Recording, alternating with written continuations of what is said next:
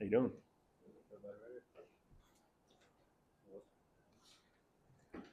And Mark Tyler came in at Denver. I just want to ask quickly about Mata, just getting a couple special teams player of the week honors recently. Just how cool it is for you guys in the room to kind of see him get that recognition as he's kind of picked up his play the last couple months. Yeah, Marta's been doing his thing. He's been working really hard at practice. I think we both kind of started the year like not how we wanted to, but I feel like we both turned it around. And yeah, he's doing his thing. It's been great. Hey Mark, you trained back at home with Mason Fletcher for the Hunter with Cincinnati. Were you able to catch up with him when he was out here? Yeah, and his brother too, Max Fletcher's there as well at Cincinnati. So got to catch up with both of those guys. That was cool, and that was a fun game for me because that was my staff when I played at Louisville. That coaching staff, so it was really good to see all those guys and get a win over them.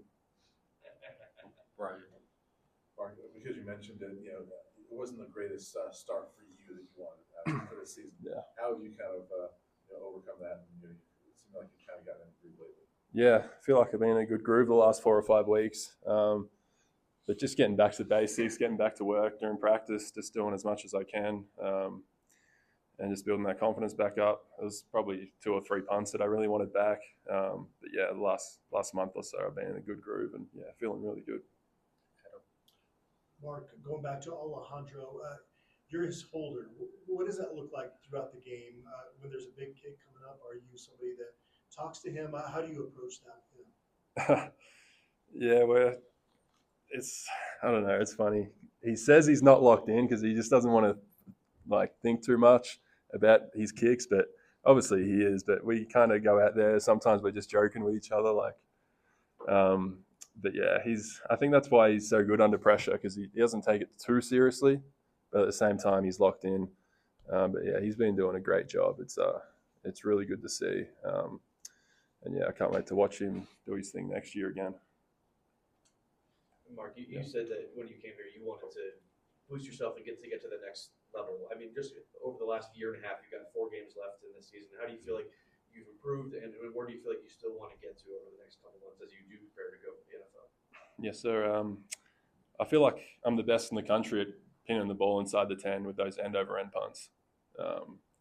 Yeah, that's really natural and easy for me. But I got to get more consistent with my spiral punting when we're backed up. But I feel like I've been in a good groove with that the last month. So that's where I've got to improve. And I feel like I have recently. I've just got to keep that going.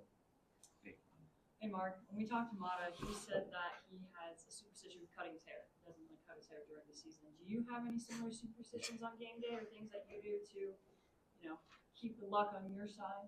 No, I don't have any superstitions, to be honest. I mean, I have a routine, but I wouldn't call it superstition. I just go through the same warm-up each week, but that's about it. Mark, you've got a unique perspective, being a little bit older and certainly having been here the last 2 years.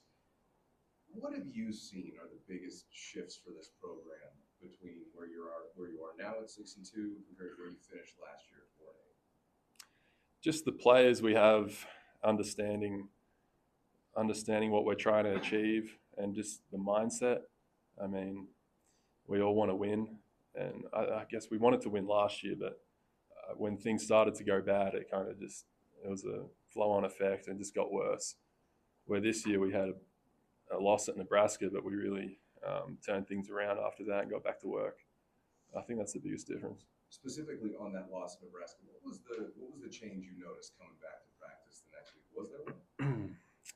I think it was just a wake-up call. Like, we thought we're going to be really good coming out this season, and it was just a wake-up call that maybe we got to work harder and we got to do more at practice and be more professional. And I think that's probably the biggest thing.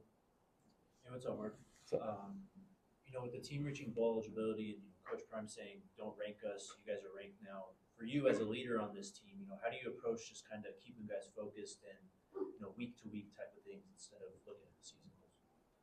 Yeah, so when we came back from the bye week, kind of all the talk was about like other teams losing, and now we got a chance to do things this year. But the focus quickly shifted to this week. That's all we can control this week, and really each day we got to attack each day because you can't look too far ahead in this game because anything can happen each week in college football. You see upsets all the time. So we just got to lock in and practice as hard as we can, and that's kind of something I like to preach. Hey, Mark. Just talked to Coach Prime. He said you guys had a really good practice today. Just from your perspective, what made today good, and just kind of what's the difference between a bad practice and a good practice? I don't really know because, like, when the offense and defense is doing their thing, I'm kind of off to the side working on my game, so I don't really watch a whole lot. But man, if Coach Prime said it was good, I believe him. Thank you. Cool. Thanks, Mark. Thanks. Thanks, Mark.